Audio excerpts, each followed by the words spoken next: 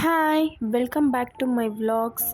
இன்றைக்கி இந்த வீடியோவில் நான் 2 வாரமாக இந்தியா போகிறேன்னு சொல்லி அலப்பறை பண்ணிகிட்டே இருந்தேன் இல்லையா. ஃபைனலாங்க அந்த டேவும் வந்துருச்சு. சின்ராஸ் இனிமேல் கையிலேயே பிடிக்க முடியாது இல்லையா. அதனால் பேக்கிங்கை ஸ்டார்ட் பண்ணியாச்சுங்க. பெருசாக நான் எதுவும் ஊர்லேருந்து எடுத்துகிட்டு வர்றது இல்லை. எங்களுடைய டெய்லி ட்ரெஸ்ஸஸை மட்டும்தான் எடுத்துகிட்டு வரலான்னு ஒரு பிளான்.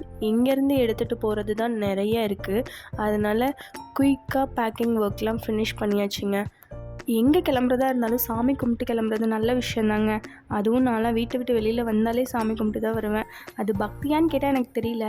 அப்படியே வெள்ளந்தியாகவே வளர்ந்தாச்சுங்க. அதனால் சாமிக்கிட்ட நல்லா ப்ரேயரும் பண்ணிவிட்டு ஃப்ரெண்டு டின்னர் பண்ணி தரேன்னு ஒரே அன்பு தொல்லைங்க, மறுக்க முடியல. அதனால் டின்னரையும் வாங்கி பேக் பண்ணிவிட்டு விட்ரா வண்டி ஏர்போர்ட்டுக்குன்னு சொல்லி கிளம்பியாச்சுங்க. இங்கே தாங்க ஒரு ட்விஸ்ட்டே இருக்குது. என்னடா எல்லாமே ஸ்மூத்தாக போகுதுன்னு எனக்கும் என் ஹஸ்பண்டுக்கும் தோணிகிட்டே இருந்துச்சு. ஓகே, எல்லா டைமும் ட்விஸ்ட் டர்ன்ஸ் இருக்குமா என்ன, இந்த டைம் ஸ்மூத்தாக போகுது போல் அப்படின்னு சொல்லிட்டு நாங்களும் ஏர்போர்ட்டுக்கு ரீச் ஆகிட்டு. மலேசியன் ஏர்போர்ட் ரொம்ப பெருசுங்க. டெர்மினல் 1 டெர்மினல் 2ன்னு 2 இருக்குது. இன்றைக்கி எங்களுக்கு டெர்மினல் 2ல் தான் ஃப்ளைட்டு. ஏர்போர்ட்டை பொறுமையாக சுற்றி பார்த்துட்டே நடந்து போயிட்டுருந்தோங்க. குழந்தைங்களுக்கெல்லாம் பசி வந்துடுச்சு.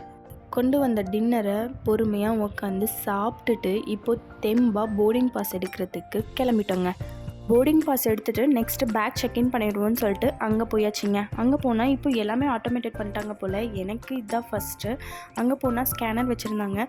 பார்கோடை ஸ்கேன் பண்ணால் ஆட்டோமேட்டிக்காக அதுவே வெயிட் பார்த்துட்டு பெல்ட்டில் பேக் போயிடுச்சுங்க. நான் இது வரைக்கும் பார்த்ததில்லை, இதுதான் ஃபஸ்ட் டைம் பார்க்குறேன்.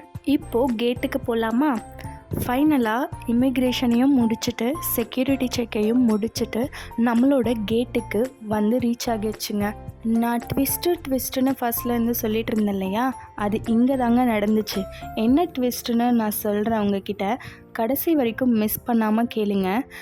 போர்டிங் ஸ்டார்ட் பண்ணாங்க. போர்டிங்கை முடிச்சுட்டு ஃப்ளைட்டுக்கு ரீச் ஆகியாச்சுங்க. All set. எல்லோரும் ஃப்ளைட்டுக்கு வந்ததும் ஃப்ளைட்டும் ரெடி இப்போது டேக் ஆஃப் ஆகுறதுக்கு.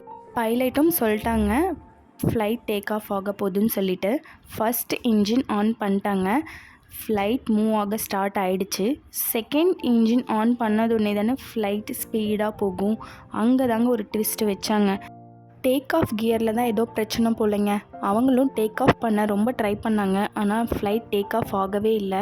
ஃபைனலாக அப்புறம் தாங்க பைலட் அனௌன்ஸ் பண்ணாங்க, எங்களால் இந்த ஃப்ளைட்டை டேக் ஆஃப் பண்ண முடியல, அதனால் நெக்ஸ்ட்டு ஃப்ளைட்டுக்கு நம்ம மூவ் ஆன் ஆகலாம் அப்படின்னு சொல்லிட்டு. ஆனால் எல்லோரும் ஏர்போர்ட்டை தாங்க சுற்றி பார்ப்பாங்க. நாங்கள் லேனையே 1 hour சுற்றி பார்த்தோங்க. ஆனால் இவ்வளோ ரணகலத்துலேயும் ஒரு குதூகலன்ற மாதிரி ஃப்ளைட் டேக் ஆஃப் ஆனதுக்கப்புறம் எந்த ப்ராப்ளமும் இல்லாமல் நல்லபடியாக ஊருக்கு வந்து சேர்ந்துட்டோங்க. நம்ம ஊருக்கு வந்ததுக்கப்புறம் தாங்க ஒரு மன நிம்மதியே கிடைச்சிது. நாங்கள் திருச்சி ஏர்போர்ட்டு தாங்க ரீச் ஆனோம். அங்கேருந்து கேப் பிடிச்சி சேலமில் இருக்க எங்கள் வீட்டுக்கு சேஃபாக ரீச் ஆகிட்டோங்க. நான் நெக்ஸ்ட்டு 3 weeks சேலமில் தாங்க இருக்க போகிறேன். இங்கே சுற்றி பார்க்குறத வீடியோவாக எடுத்து vlog-ஆக போடலான்னு இருக்கேங்க. உங்களுக்கு இந்த வீடியோ பிடிச்சிருந்ததுன்னா லைக் பண்ணிவிட்டு என்னை ஃபாலோ பண்ண மறந்துடாதீங்க. இதே மாதிரி இன்னொரு vlog-ல பார்க்கலாம். பாய்.